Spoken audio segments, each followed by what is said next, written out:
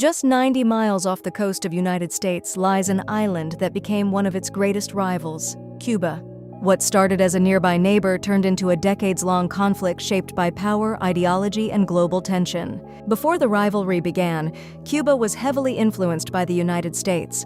American businesses dominated much of its economy, and the island was seen as a close ally. But everything changed in 1959, when revolutionary leader Fidel Castro overthrew the US-backed government. Castro introduced a communist system and began nationalizing industries, many of which were owned by American companies. This immediately created tension with the United States, which strongly opposed the spread of communism.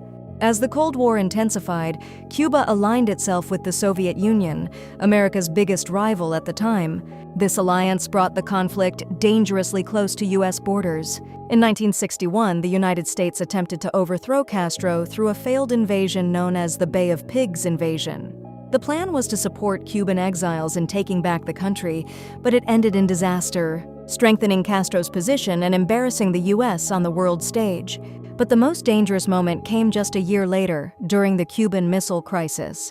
The Soviet Union secretly placed nuclear missiles in Cuba, capable of striking major U.S. cities within minutes. When the United States discovered this, the world held its breath. For 13 days, the two superpowers stood on the edge of nuclear war. Eventually, a tense agreement was reached. The Soviets would remove the missiles, and the U.S. would promise not to invade Cuba. Disaster was avoided, but the rivalry had reached its peak.